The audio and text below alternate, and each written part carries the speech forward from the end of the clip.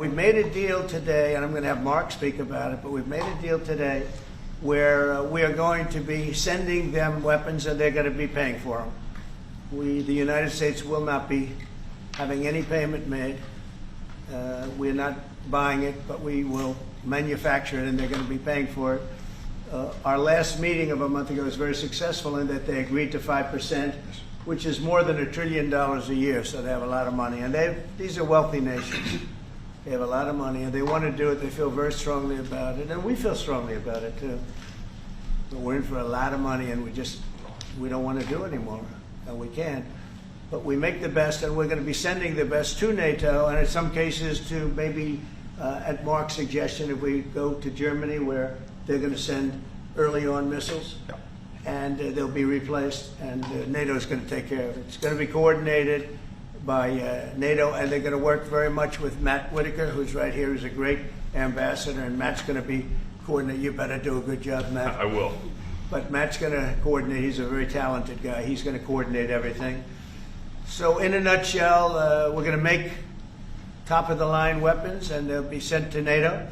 NATO may choose to have certain of them sent to other countries where we can get a little additional speed, where the country will release something and it'll be mostly in the form of a replacement.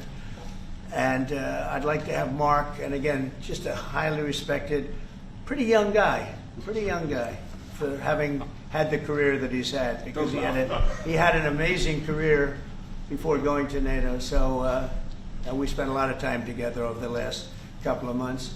And if you could say a few words. Absolutely. No, Mr. President, dear Donald, this is really big. This is really big. You called me on Thursday that you had taken a decision. And the decision is that you want Ukraine what it needs to have to maintain, to be able to defend itself against Russia, but you do want the Europeans to pay for it, which is totally logical. And this is building on the tremendous success of the NATO summit. The 5%, but also the decision to keep Ukraine strong and the decision to increase our defense industrial production. So based on that, that was Europe stepping up. This is again Europeans stepping up. So I've been in contact with many countries. I can tell you that at this moment, Germany massively, but also Finland and Denmark and Sweden and Norway, the United Kingdom, the Netherlands, Canada, they all want to be part of this. And this is only the first wave. There will be more. So what we will do is work through the NATO systems to make sure that we know what Ukrainians need, so that we can make packages. Of course, in a way, we discussed it this morning with Pete Hegseth at the Pentagon, in a way that, of course, the US will keep on its stockpiles necessary to defend this country. That's absolutely clear. But it will mean that Ukraine can get its hands on really massive numbers of military equipment, both for air defense, but also missiles, ammunition, etc., etc. So if I was Vladimir Putin today and hear you speaking about what you were planning to do in 50 days and this announcement, I would reconsider whether I should not take negotiations about Ukraine more seriously than I was doing at the moment, if I was Vladimir Putin. But when I'm Ukraine, I think this is really great news for them. So I really want to thank you for that. And it means the Europeans paying for it. And again, I mentioned all these countries, we will deal with that. And exactly as you said, it might also mean that countries will move equipment fast into Ukraine and then the US later backfilling it because speed is of the essence here. So really, thank you. This is important. You did a great job. That's a really great job. So I'll talk, and then missiles go into Kyiv and kill 60 people. It's got to stop. That's got to stop.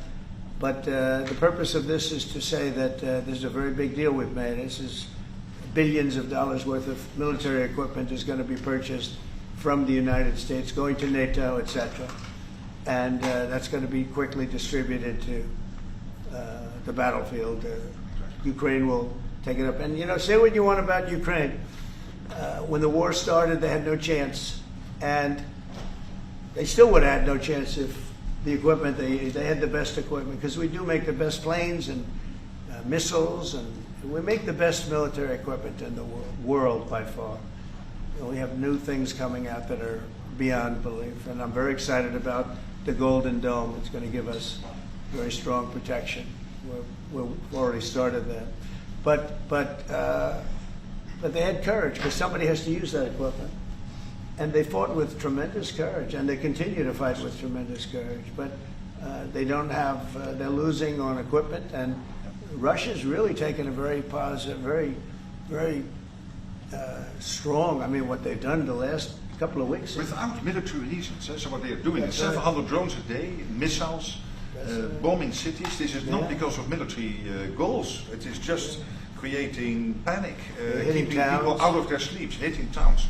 Yeah. It's really terrible, and it is meaning a lot of people lose their lives, but also the infrastructure, whole cities being Well, they're destroyed. wiping out the electric. It's going to take years to rebuild it. That's going to be the next problem. Yeah. Because, but that's going to take a long time. Cities, many of the cities are knocked down to the ground. Many of the people have left, but many have stayed. I don't know. They actually stay. Most have stayed. Actually, it's incredible that they stay, and knowing that a missile could be hitting your apartment house, and your apartment house that you're sitting in could collapse on top of you. And they do very heavy construction. They don't use rebar. They do very thick concrete construction. Those are heavy buildings, big buildings, and heavy buildings, and they collapse like they're made out of paper. It's unbelievable to see this happening with people, so many people being killed. So